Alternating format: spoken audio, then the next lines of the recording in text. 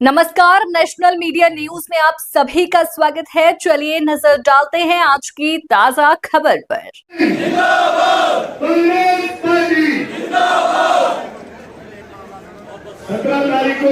देहरादून जनपद के पछवादून क्षेत्र के कालसी में कांग्रेस कार्यकर्ता सम्मेलन का आयोजन किया गया। बाड़वाला स्थित होटल ग्रीन व्यू में आयोजित इस सम्मेलन में चक्राता विधायक प्रीतम सिंह सहित पार्टी के कई वरिष्ठ नेताओं ने हिस्सा लिया। सम्मेलन में बड़ी संख्या में पहुंचे कार्यकर्ताओं ने 2027 विधानसभा चुनाव को लेकर जीत का संकल्प दोहराया। इस दौरान कांग्रेस नेताओं ने भाजपा सरकार पर निशाना साधते हुए कार्यकर्ताओं से संगठन को बूथ स्तर तक मजबूत करने का आह्वान किया। साथ ही 17 जुलाई को देहरादून में नेता प्रतिपक्ष लोकसभा राहुल गांधी के प्रस्तावित छात्रों की गूंज कार्यक्रम में अधिक से अधिक संख्या में पहुंचने की अपील की गई। सम्मेलन में सह प्रभारी सुरेंद्र शर्मा की मौजूदगी में कार्यकर्ताओं में खासा उत्साह देखने को मिला। है वो कांग्रेस के पक्ष में है। इस सूबे में आपको आश्वस्त करा दूं, इस सूबे में कांग्रेस की सरकार आ रही है, प्रीतम सिंह जी के नेतृत्व की सरकार आ रही है।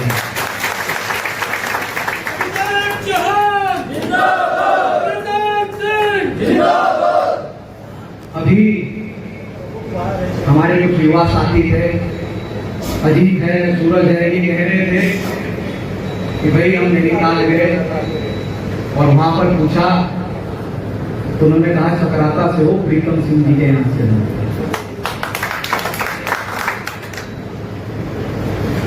ये आप सबकी देन है, ये आप सबका आशीर्वाद है जो प्रीतम सिंह जी इस मुकाम पर खड़े हैं। आज पूरे देश में सीईसी कमेटी बनी, मात्र 16 आदमी पूरे देश से चुने गए। जौनसार पावर के बड़ी गर्व की बात है कि पूरे देश में प्रीतम सिंह जी 16 व्यक्ति मिले। और ये सब आप सबका आशीर्वाद, आप सबका प्यार है। भाई हमारा परिवार तो आपका ऋणी है। आपने मेरे नाना स्वर्गीय गुलाब सिंह जी को इस क्षेत्र से 8 बार विधायक बना के भेजा।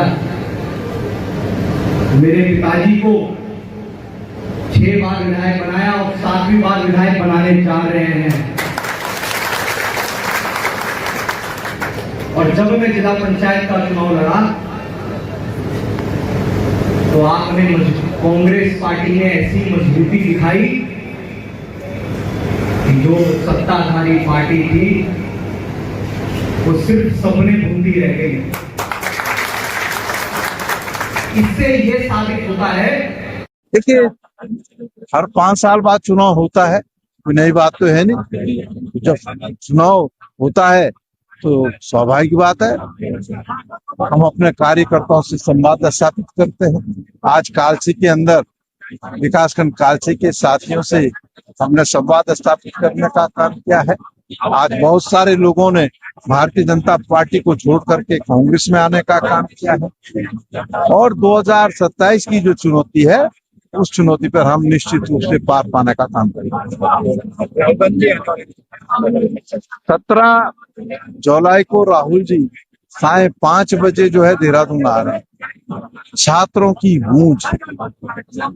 और राहुल जी को क्यों आना पड़ रहा है वैसे तो आपको जानकारी है, लेकिन मैं कहना चाहता हूं कि इस प्रदेश के अंदर आपने देखा होगा जब परीक्षाएं होती प्रश्न पत्र लीक हो जाते हैं और जब नीट की परीक्षाएं उसका प्रश्न पत्र लीक हुआ तो राहुल जी ने इस बात को कहा कि हम छात्रों की इस लड़ाई को लड़ने का काम करें और वो पूरे देश के कई शहरों में गए। 17 जुलाई को यहाँ पर आएंगे, बड़ी संख्या में छात्र वहाँ उपस्थित होंगे, ऐसा मेरा विश्वास है, भरोसा है। और कांग्रेस जनों का भी राहुल जी ने आह्वान किया है कि कांग्रेस जन छात्रों की इस लड़ाई को लड़ने का काम करें। भाई मैंने थोड़ी की, प्रीतम सिंह कह रहे हो तो FIR हो जाती मेरे खिलाफ। अब तक तो मैंने नहीं कही, हाथ कांगन को आरसी क्या, पढ़े लिखे को फारसी क्या। जब ये लोग मंदिर निर्माण के लिए अयोध्या के अक्षत चावल बांट रहे थे, तो सबको इन्होंने जो है इस बात के लिए प्रेरित किया कि आप चंदा देने का काम करें। जिसकी जितनी क्षमता थी उन्हें चंदा दिया। ये चंदा सिर्फ उत्तराखंड नहीं, पूरे देश और दुनिया से आया। और अभी तक मंदिर निर्माण में कितना व्यय हुआ उसका हिसाब नहीं दिया है। मंदिर निर्माण के लिए जमीन खरीदी गई, उस जमीन में व्यापक स्तर पर जो है भ्रष्टाचार हुआ है। अरे जब जमीन हम खरीदते हैं, आप और हम खरीदते तो कहते हैं कि जब तक दाखिल खारिज नहीं होगा तब तक जो आप इसके विधिवत मालिक नहीं है, हम उसको बेच नहीं सकते। इन भाई के लालों ने खरीदी 100 रुपए की, 1000 रुपए में बेची और 10 मिनट में दाखिल खारिज हो गया। उसमें भी भ्रष्टाचार। और अब तो जो है पूरा देश देख रहा है, पूरी दुनिया देख रही है कि जो ट्रस्ट देश के प्रधानमंत्री नरेंद्र मोदी जी ने बनाया था, उस ट्रस्ट के लोगों ने जिस तरीके से भगवान राम को लूटने का काम किया है, मैं समझता हूँ ये सनातन धर्म की अवमानना करने का काम जो लोग सनातन की दुआई देते थे उन्होंने करने का काम किया है। और देश देख रहा है, उत्तराखंड के लोग देख रहे हैं। बद्रीनाथ में क्या हुआ वो भी आपके सामने, केदारनाथ में सोना कहाँ गया ये भी आपके सामने है। कोई जवाब सत्ता में बैठे लोगों के पास नहीं है। इसलिए ये हम जो है लोगों के बीच जा रहे हैं और लोग भी इस बात को कह रहे हैं कि हाँ, जो चंदा चोर है अब तो उनको सबक सिखाना। पेपर लीक की बात करें सर, दिल्ली में आंदोलन चल रहा है लगभग 14 दिनों से, लेकिन कोई सत्ता के अंदर आवाज नहीं आ रहा। अरे भाई वही तो कह रहे हैं, पेपर लीक तो उत्तराखंड में भी हुए, यहाँ भी संघर्ष हुआ, सीबीआई जांच की संस्तुति की, लेकिन वो सीबीआई कहाँ गई कुछ पता नहीं है। दिल्ली के अंदर नीट का पेपर लीक हुआ, उसमें भी लोग जो है अनशन पर बैठे हैं, लेकिन सरकार सुध नहीं दे रही है। अरे जो मंत्री है उसमें इतनी नैतिकता भी नहीं है, देश के मंत्री में भी इतनी नैतिकता नहीं है कि वो उस मंत्री का त्याग पत्र मौज कर रहे हैं। उपस्थित आप सभी को संयुक्त तौर पर यहाँ पहुंचने पर आप एक छोटे से निमंत्रण इतनी भारी संख्या में हमारे बीच पहुंचे, आप सभी का हार्दिक स्वागत अभिनंदन।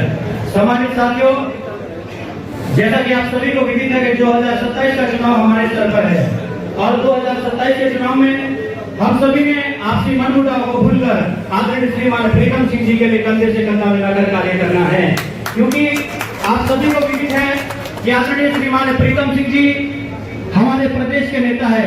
माननीय श्री प्रीतम सिंह जी मात्र चक्रता के नेता नहीं है।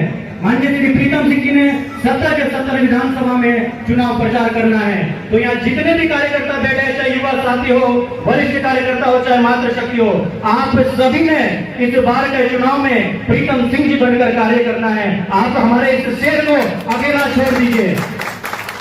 ये विपक्षी साथी जब भी अभी बड़े भाई जी ने कहा कि जब भी हम होटलों में हमसे बात करते हैं तो आप इनका जवाब जरूर दिया करो।